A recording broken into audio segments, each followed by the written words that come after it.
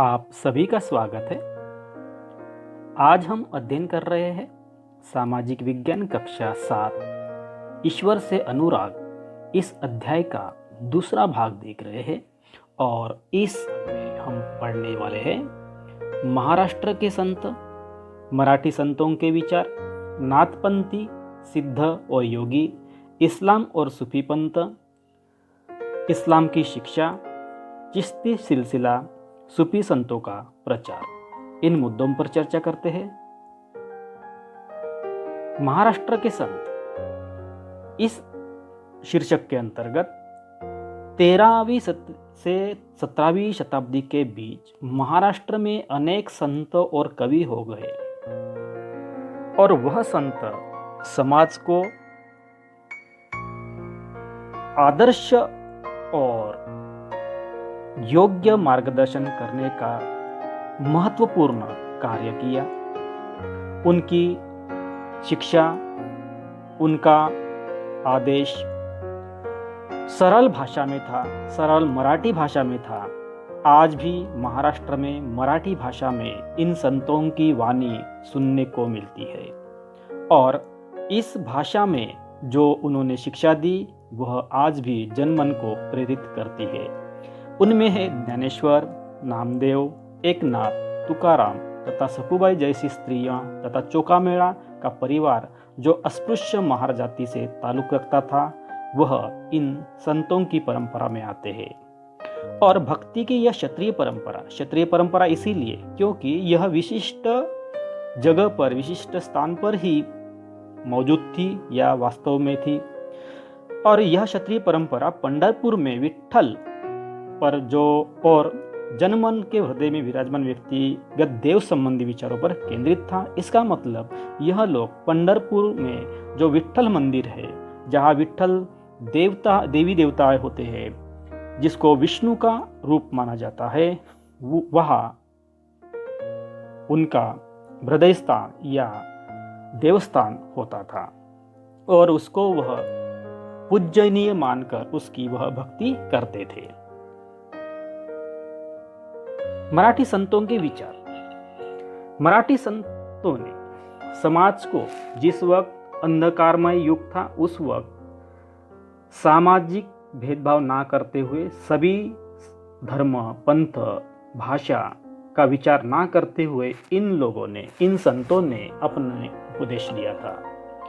ये लोग मराठी संत सभी प्रकार के कर्मकांड, पवित्रता के ढोंगों पर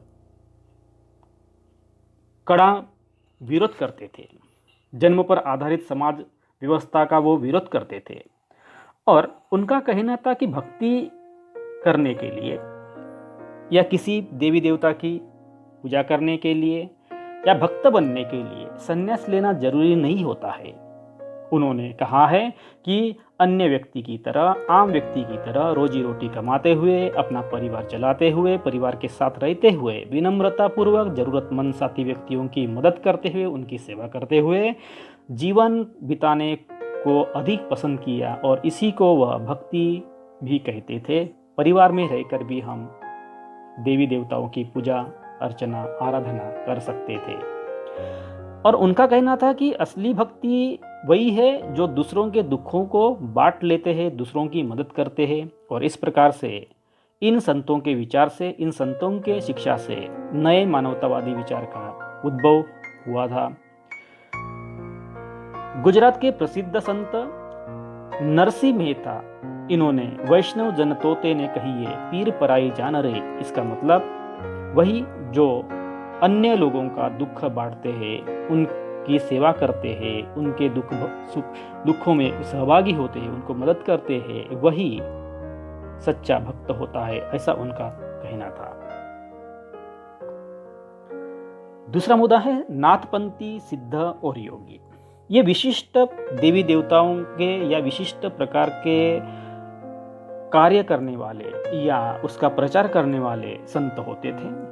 इन्होंने रूढ़िवादी धर्म के कर्मकांड और अन्य बनावटी पहलू तथा समाज व्यवस्था की उन्होंने आलोचना की थी, क्योंकि समाज व्यवस्था यह जाति के आधार पर स्थित थी।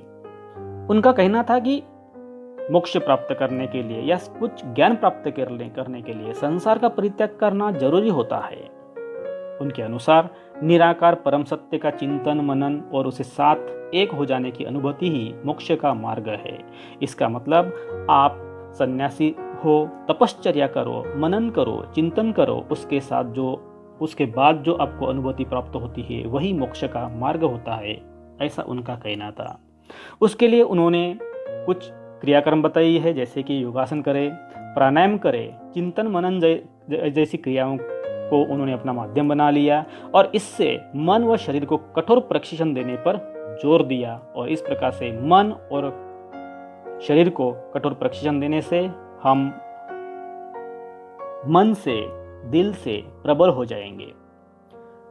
यह समूह जो था नाथपंथी, सिद्ध और योगी, यह नीची जातियों में बहुत ही लोकप्रिय था। इसका कारण भी यह है कि तत्कालीन व्यवस्था में, तत्कालीन समाज में उच्च वर्णीय, निम्न वर्णीय इस प्रकार का जातिगत भेदभाव होता था और निम्न वर्गीय लोगों को सवर्णों का बहिष्कार झेलना पड़ता था। इससे छुटकारा पाने के लिए निम्न जातियों के बहुत सारे समूह इस नाथपंथी, सिद्ध और योगी के शिष्य बन गए थे। उनके द्वारा दी गई रूढ़िवादी धर्म की आलोचना ने भक्ति मार्गीय धर्म के लिए आधार तैयार किया गया और जो आगे जाकर उत्तर भारत में बहुत ही लोकप्रिय हो गया है, उसी को हम बोलते हैं भक्ति आंदोलन। चित्र में हम देख रहे हैं कि आग के पास तपस्वियों का समूह बैठा हुआ नजर आ रहा है, जो बहुत ही कम कपड़े या ना के बराबर पहनते हैं और इस प्रकार से अपना सन्यासी जीवन बिताते हैं। अगला मुद्दा है इस्लाम और सूफी संत। जिस प्रकार से हमने देखे, हिंदुओं में संतों की परंपरा है, विभिन्न प्रकार के संत होकर गए हैं, उनकी सोच भी अलग अलग थी लेकिन मानव जाति के लिए कल्याणकारी होती थी। इसी प्रकार मुस्लिम धर्म में भी कुछ ऐसे संत होकर गए हैं जिसको हम सूफी संत कहते हैं। संत और सूफियों में बहुत कुछ समानता भी नजर आती है और सूफी मुसलमान रहस्यवादी थे ऐसा माना जाता था, क्योंकि इनके पास लोगों के विश्वासों के अनुसार इनके पास कुछ चमत्कारीय शक्तियां होती है जिससे वो किसी भी असाध्य बीमारी को भी दुरुस्त कर सकते थे और प्रकोप से भी बचा सकते थे, ऐसा लोगों का मानना था और इसीलिए इनको सूफी रहस्यवादी भी कहते थे। वे धर्म के बाहरी आडंबरों को अस्वीकार करते थे और ईश्वर के प्रति प्रेम और भक्ति तथा सभी मनुष्य के प्रति दयाभाव रखने पर वो जोर देते थे। इसका मतलब संत और सूफियों के शिक्षा में कोई ऐसा अंतर नजर नहीं आता। खानकाह एक शब्द दिया गया है। खानकाह का शब्द होता है, शब्द का अर्थ होता है सूफी संत, जहाँ सूफी संत अक्सर रहते थे। जिस प्रकार से बौद्ध धर्म के धर्म प्रचारक विहारों में रहते हैं, हिंदू धर्म के मठों में रहते हैं, उसी प्रकार से मुसलमान संत जो होते हैं जिसको हम सूफी कहते हैं, वह इस खानकाह में रहा करते थे। सूफी संत और इस्लाम की शिक्षा क्या थी? इस्लाम धर्म के अनुसार इस्लाम ने एकेश्वरवाद यानी अल्लाह के प्रति समर्पण का दृढ़ता से प्रचार किया। उनका एक ही भगवान होता है, वो एकेश्वरवादी होते हैं। मूर्ति पूजा को उन्होंने अस्वीकार किया और लेकिन सामूहिक प्रार्थना का उन्होंने स्वीकार किया। मुस्लिम विद्वानों ने शरीयत नाम से धार्मिक कानून बनाया और इसी के आधार पर वह अपने समुदाय का परिचालन करते हैं। कर्मकांड और आचार संहिता का उन्होंने अस्वीकार किया। संत कवियों की तरह सूफी लोग भी अपनी भावनाओं को व्यक्त करने के लिए काव्यों की रचना करते थे, उसको गाते थे और लोगों को मार्गदर्शन या उनको शिक्षा देते थे। नाथपंथी, सिद्धि और योगी की तरह सूफी मानते थे कि दुनिया के प्रति अलग नजरिया अपनाने के लिए दिल को सिखाया पढ़ाया जा सकता है।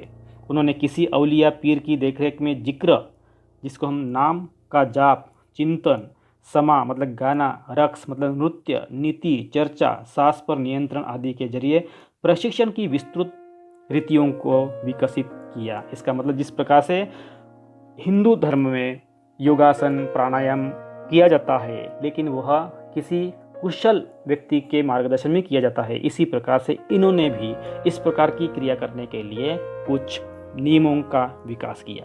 मध्य एशिया के महान सूफी संतों में जैसे कि उदाहरण के लिए हम देखते हैं कि वह गज्जाली, रूमी और सादी के नाम उल्लेखनीय होते हैं। ये सूफी संत के नाम होते हैं। जिस प्रकार से हमने ज्ञानेश्वर, तुकाराम, नामदेव, एकनाथ, जिस प्रकार से नाम सुने हैं उसी प्रकार से सूफी संतों की यह परंपरा जैसे गजाली, रूमी, सादी के नाम उल्लेखनीय होते हैं इतिहास में।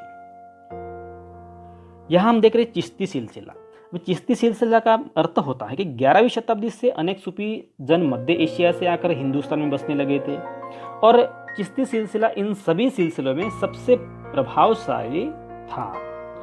इसमें एक अवलियों की एक लंबी परंपरा थी, अवलियों जो संत लोगों की थी, ठीक है। इसमें अजमेर के ख्वाजा मोइनुद्दीन चिश्ती, दिल्ली के कुतुबुद्दीन बख्तियार काकी, पंजाब के बाबा फरीद, दिल्ली के ख्वाजा निजामुद्दीन औलिया और गुलबर्ग के बदानवाज गिसुदराज, इनका समावेश होता है। चिश्ती सिलसिला मोइनुद्दीन चिश्ती जो सूफी संत थे, इनके बाद जो या उनके शिष्य थे, उनको मानने वाले लोग थे, इस प्रकार का जो उनका परिवार या उनका जो पंथ बढ़ने लगा था उसको हम बोलते हैं चिश्ती सिलसिला या उसकी चिश्ती परंपरा भी हम कह सकते हैं।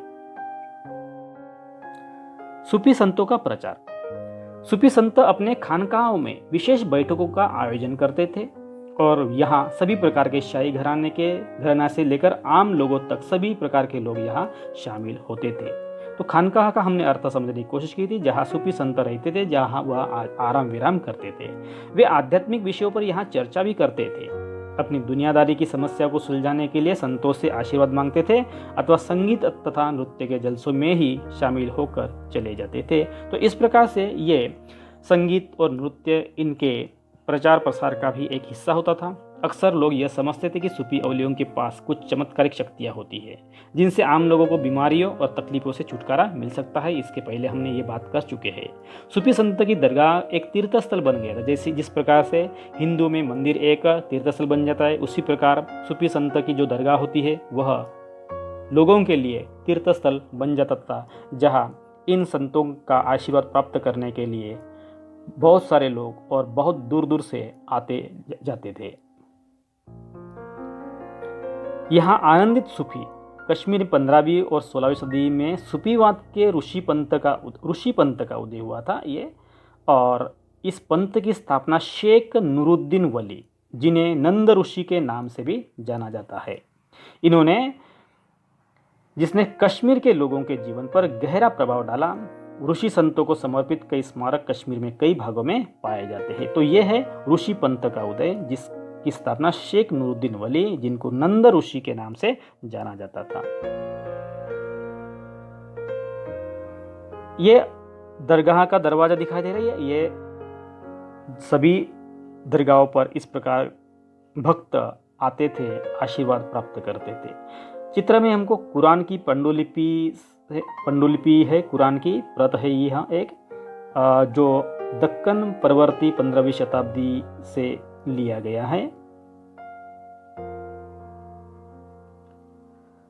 दोस्तों, इस प्रकार से हमने यहाँ महाराष्ट्र के संत, साथ साथ में सूफी संतों का शॉर्ट में सारांश में परिचय किया है। इसी अध्याय का हम तीसरा हिस्सा नेक्स्ट वीडियो में देखते हैं।